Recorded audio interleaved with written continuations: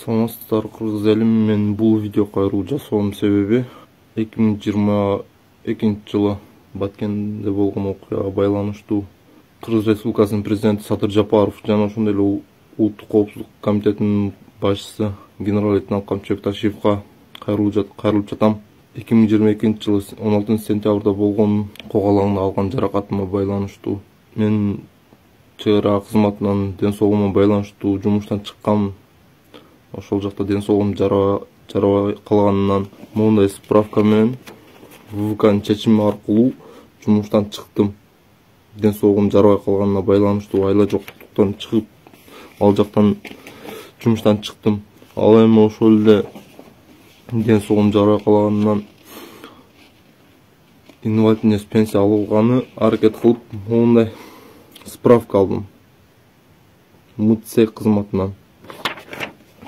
Мен буну алган себеби 2022 жылы 16 сентябрь күнү Достук чек ара заставасына Радар 1 чек ара постунда күзөттө тургам. Старший наряд болуп күзөттө тургам жана ошол эле учурда кок алаң башталганда оң ийнимден жаракат алгам. Пулевой ранение болгон, октон алган жаракатым ушул ийнимден кирип колтугумдан чыгып кеткен. Ошого байланыштуу оң колум манжаларым иштебейт. Физически жумуш кыла албайм. Ондай болуп калган. Ден соолук жарабайт. Ошого байланыштуу инвалидность пенсияга чыгайын десем, ал жака бар, бул жака бар болуп чыга албай жатам. МС чечим чыгарган ушундай. Мына ден соолугу жарабайт, ушундай группага чыгарсын деп. Бирок группанын инвалидность көрсөтүлгөн эмес. Канчанчы группа, срогу жок, көрсөтүлгөн эмес ошолор. Андан кийин мен ошол байланыштуу кайсы жакка барам десем, ушул жакка келесин дейт, кайра чалсам көптөн бери албайт. Ден соолугума байланыштуу жумуштан чыкканда төлөнүп берүүчү компенсацияга аракет кылып аларды сурандым. Алар боюнча дагы ушундай тияка бар, бул жака бар. Ошонун башка сөз уга албайм. Кыргызстандачы дарыланган эле, лечение алган жатайын десең эле, биз сени кабыл кыла албайбыз, Бишкекке бар дейт. Мен өзүм Ош областынын Арабан районунун Төмөн айыл өкмөтүнүн тургунумун. Ошол жактан эле Ошко барсаң, биз сени карай албайбыз, сени караган биз укуубуз жок. Бишкекке бар деп ошентип карата алган жок өзүмдү. Эмне себептен кайрылып жатам? Эмне себептен биз ошол жакта элим, жерим деп жүрүп ушул нерсени алдык, ушул жаракат алдык, ушундай нерселер болду.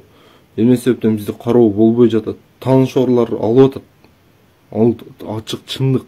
Бизге окшогон карапайым дыйкандын баласын эч ким карабайт. Эмне себептен? Мен бул боюнча 2023 жыл Ош областынын губернаторуна да кайрылгам. Карайбыз, кылабыз, жардам беребиз деген. Ошол бойдон калып кетти.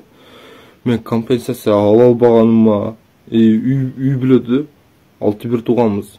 Үй бүлөдө эң улуусу мен бир тууган иним 2 группадагы инвалид.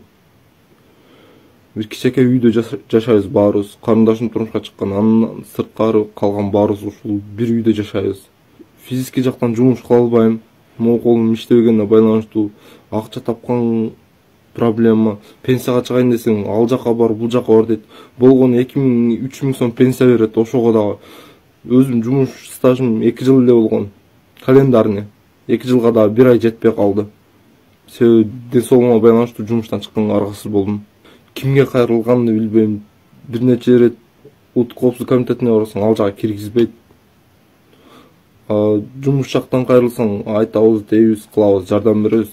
Акыры эле эчтеке жок. Аргасыздан ушундай видео кайрылуу кылдым.